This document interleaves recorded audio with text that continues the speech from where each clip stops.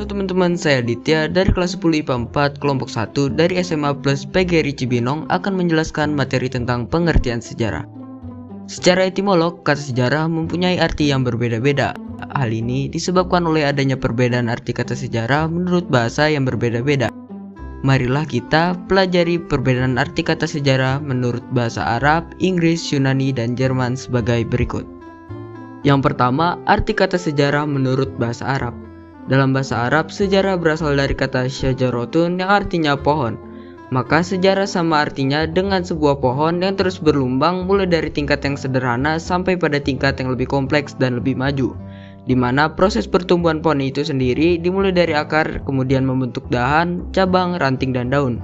Demikian pula sejarah perkembangan umat manusia yang dimulai dari sepasang umat manusia yang terus melahirkan keturunannya. Dari keturunan tersebut, maka umat manusia dapat berkembang biak sampai terbentuk menjadi bangsa dan suku-suku bangsa. Yang kedua, arti sejarah menurut bahasa Inggris. Dalam bahasa Inggris, sejarah berasal dari kata history yang artinya masa lampau umat manusia. Setiap manusia mempunyai masa lampau, baik yang menyenangkan atau yang menyedihkan, yang dapat menimbulkan kenangan maupun yang dapat membawa perubahan bagi orang lain. Yang ketiga, arti kata sejarah menurut bahasa Yunani. Dalam bahasa Yunani, sejarah berasal dari kata historia yang artinya apa yang diketahui, sehingga berhubungan dengan pengetahuan. Sejarah berhubungan dengan perkembangan pengetahuan umat manusia, mulai dari yang sifatnya sederhana sampai yang paling kompleks.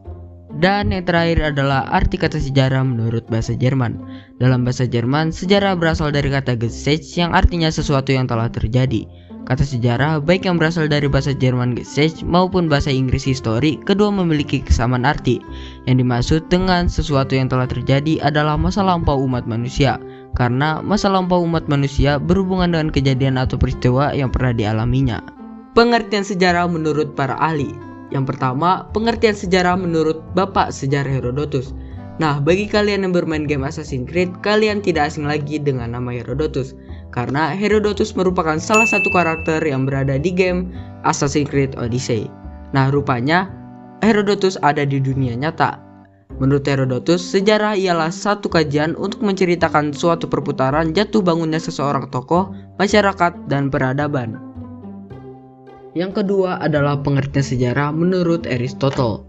Menurut Aristotle, sejarah merupakan satu sistem yang meneliti suatu kejadian sejak awal dan tersusun dalam bentuk kronologi.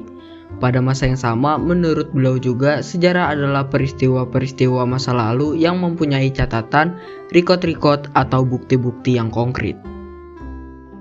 Dan yang terakhir, pengertian sejarah menurut Bapak Muhammad Hatta.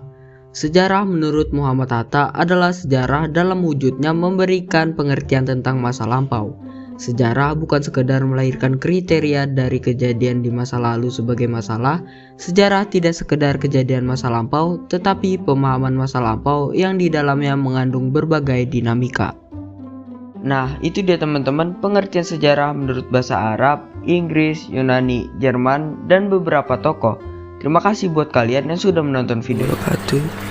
Perkenalkan, nama saya Akmal Gibran.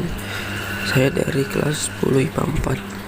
Materi saya adalah tentang kronologi dalam sejarah. Kronologi dalam sejarah adalah istilah yang artinya diambil dari bahasa Yunani, kronos yang artinya waktu, dan logi yang artinya ilmu. Maka disimpulkan kronologi adalah ilmu yang mempelajari waktu atau sebuah kejadian pada waktu tertentu. Adapun kronologi digunakan dan bermanfaat pada sebuah kejadian baik kriminal maupun non-kriminal. Kronologi sering dipakai para badan hukum untuk mengetahui kapan dan persisnya suatu kejadian atau tindak pidana terjadi. Kronologi merupakan bagian dari periodisasi. Kronologi juga merupakan bagian dari disiplin ilmu sejarah, mencangkup sejarah bumi, ilmu bumi, dan studi tentang skala waktu geologis. Dan saya akan menceritakan kronologi sejarah lahirnya Pancasila. Sejarah lahir Pancasila sendiri berawal dari kekalahan Jepang pada waktu Perang Asia Timur Raya. Mendapati kekalahan, Jepang berusaha menarik hati dan simpati masyarakat Indonesia dengan menyajikan kemerdekaan. serta membentuk lembaga yang mengurusi kemerdekaan sambil menunggu situasi membaik. Pada 1 Maret 1945, saat wilayah Jawa masih di bawah penguasaan Jenderal Daini Ponkumakichi Harada, terbentuklah Dokuritsu Junbi Kosake atau BPUPKI guna mempersiapkan kemerdekaan Indonesia.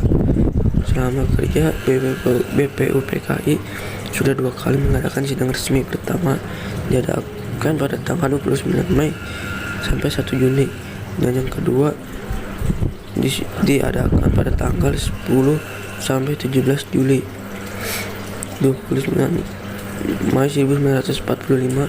Sidang pertama digelar di Gedung Chausangin atau sekarang Gedung Pancasila, di mana anggota BPUPKI membahas penentuan dasar negara Republik Indonesia. Selama sidang, beberapa anggota BPUPKI turut memberi gagasan dasar negara, namun tidak tuai kesepakatan antara anggota.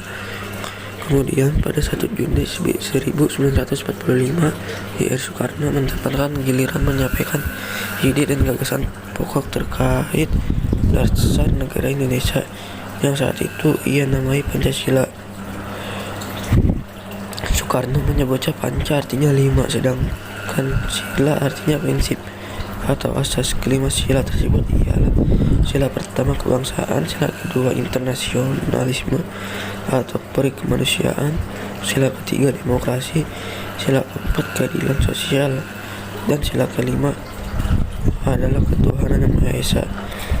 Gagasan Soekarno ini mendapatkan pujian dan apresiasi dari seluruh anggota BPUPKI, sehingga Pancasila didapuk menjadi sebagai dasar negara. Untuk menyempurnakan rumusan Pancasila dan pembuatan UUD yang berlandaskan kelima sila, dibentuklah Panitia 9. Kepanitiaan 9 ini berisi adalah Ir Soekarno, Muhammad Hatta, Abi Koesno,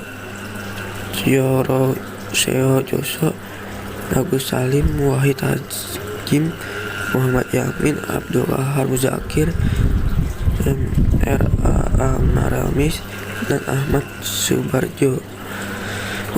Usai melewati beberapa proses persidangan, akhirnya sidang PPKI 18 Agustus 1945 memutuskan Pancasila sebagai dasar negara yang sah dan dicantumkan dalam Mukadimah UUD Dasar atau Undang-Undang Dasar 1945 atau UUD 1945. Namun 1 Juni yang ditetapkan sebagai hari lahir Pancasila. Contoh kedua adalah peristiwa Rengas Dengklok. Peristiwa Rengas Dengklok adalah peristiwa penculikan yang dilakukan oleh sejumlah pemuda antara lain Soekarno, Wikana, Aidit, dan Khairul Saleh dari perkumpulan Benteng 31 terhadap Soekarno dan Hatta. Peristiwa ini terjadi pada tanggal 16 Agustus 1945 pukul 03 WIB waktu Indonesia Barat. Soekarno dan Hatta dibawa ke Rengas Dengklok, Karawang, untuk kemudian didesak agar mempercepat proklamasi kemerdekaan Republik Indonesia sampai terjadinya kesepakatan antara golongan tua yang diwakili Soekarno dan Hatta serta M.R. Ahmad Subarjo dengan golongan muda tentang kapan proklamasi akan dilaksanakan, terutama setelah Jepang mengalami kekalahan dalam perang. Terima kasih. Sekian dari saya. Wassalamualaikum warahmatullahi wabarakatuh. Assalamualaikum warahmatullahi wabarakatuh. Nama saya Alia Syaubi Diva Alimuari dari kelas 10 MIPA 4 akan menjelaskan tentang diakronik dalam sejarah.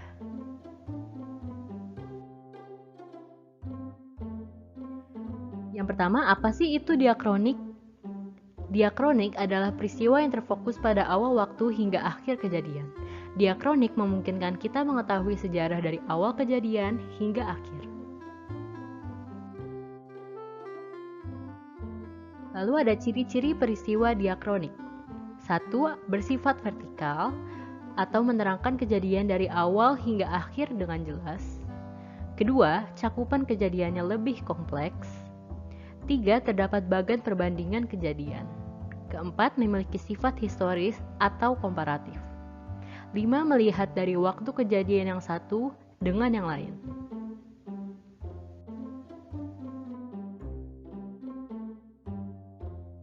Terakhir ada contoh-contoh peristiwa sejarah diakronik. 1. Ada pertempuran Ambarawa yang terjadi dari tanggal 20 Oktober hingga 15 Desember 1945. Kedua, ada pertempuran Surabaya yang terjadi dari tanggal 27 Oktober hingga 20 November tahun 1945. Ketiga, ada pertempuran 5 hari di Semarang yang terjadi dari tanggal 15 Oktober hingga 19 Oktober 1945. Yang keempat, ada Perang Padri yang terjadi dari tahun 1821 hingga 1837. Yang kelima, ada Perang Diponegoro yang terjadi dari tahun 1825 hingga 1830.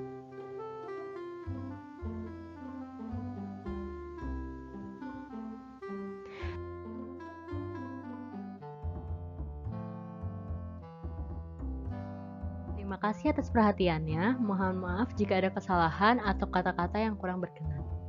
Jangan lupa subscribe dan like video ini ya. Terima kasih. Wassalamualaikum warahmatullahi wabarakatuh. Sinkronik dalam sejarah. Pengertian sinkronik dalam sejarah. Sinkronik bersangkutan dengan peristiwa yang terjadi dalam suatu masa yang terbatas. Sinkronik berasal dari bahasa Yunani, sin, artinya waktu atau masa. Berpikir sejarah secara sinkronik, yaitu berpikir meluas dalam ruang tetapi terbatas dalam waktu.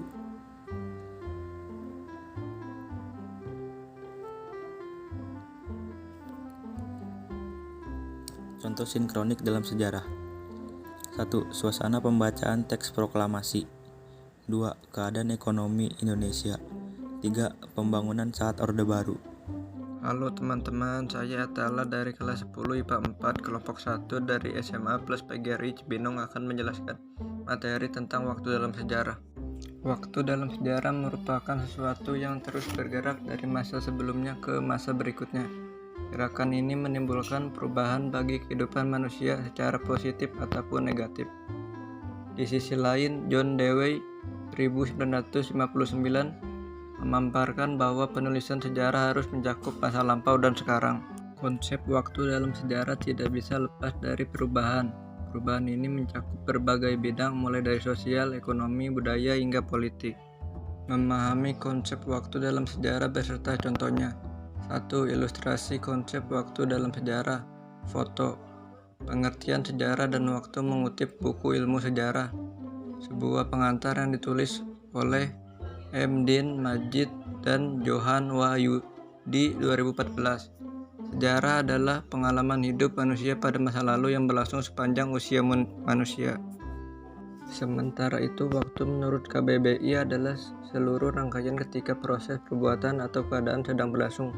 Waktu juga dapat didefinisikan sebagai saat tertentu untuk melakukan suatu kegiatan. Memahami konsep waktu dalam sejarah beserta contohnya. 2. Ilustrasi konsep waktu dalam sejarah. Foto. Konsep waktu dalam sejarah menurut Windriati SPD dalam buku Siswa Sejarah Indonesia untuk SMA kelas 9, waktu atau dimensi temporal mempunyai dua makna diantaranya. Makna denotatif 1. Kesatuan detik, menit, jam, hari, minggu, bulan, tahun, abad, dan seterusnya. Memahami konsep waktu dalam sejarah beserta contohnya. 3. Ilustrasi konsep waktu dalam sejarah. Foto. Mengutip buku Manusia dan Sejarah, sebuah tinjauan filosofis yang ditulis oleh Yulia Siska 2015. Konsep waktu dalam sejarah meliputi beberapa hal, antara lain adalah 1. Perkembangan terjadi apabila masyarakat berturut-turut bergerak dari satu bentuk ke bentuk lain. 2. Kesinambungan. Kesinambungan terjadi jika masyarakat baru hanya melakukan adopsi lembaga-lembaga lama. 3. Pengulangan. Pengulangan terjadi ketika peristiwa di masa lalu terjadi lagi di masa mendatang. 4. Perubahan. Perubahan disebabkan oleh penggeseran dan perkembangan yang dialami oleh masyarakat. Assalamualaikum warahmatullahi wabarakatuh. Halo guys, perkenalkan nama saya Anisha Rizkita Azalia dari kelas 10 IPA 4. Pada kesempatan kali ini kita akan membahas konsep ruang dalam sejarah. Sebelumnya, apakah ada yang tahu apa itu konsep ruang dalam sejarah? Di ruang dalam sejarah adalah lokasi atau tempat terjadinya suatu peristiwa, baik rumah, jalan, gedung, istana, dan lain-lain. Unsur ruang yang menjadi tempat terjadinya peristiwa akan memberikan gambaran yang jelas bahwa peristiwa itu memang ada dan nyata. Dengan adanya unsur ruang ini yang dipahami sebagai tempat terjadinya suatu peristiwa, maka penulis jarang mengkategorikan peristiwa sejarah berdasarkan tempat. Misalnya sejarah lokal, nasional, internasional. Sejarah lokal seperti sejarah tokoh setempat, sejarah budaya setempat, dan lain-lain. Sejarah nasional seperti sejarah proklamasi kemerdekaan, sejarah Sumpah Pemuda, dan lain. Sejarah internasional yaitu sejarah Perang Dunia, sejarah peradaban, dan lainnya. Contoh konsep ruang dalam sejarah yaitu pembacaan teks proklamasi kemerdekaan Indonesia di halaman rumah Soekarno tepatnya di Jalan Pegangsaan Timur nomor 56 Jakarta Pusat. Konsep ruang dalam teks tersebut adalah halaman rumah Soekarno tepatnya di Jalan Pegangsaan Timur nomor 56 Jakarta Pusat. Nah, itulah contoh dari konsep ruang dalam sejarah. Demikian, saya ucapkan terima kasih, semoga dapat dimengerti. Wassalamualaikum warahmatullahi wabarakatuh.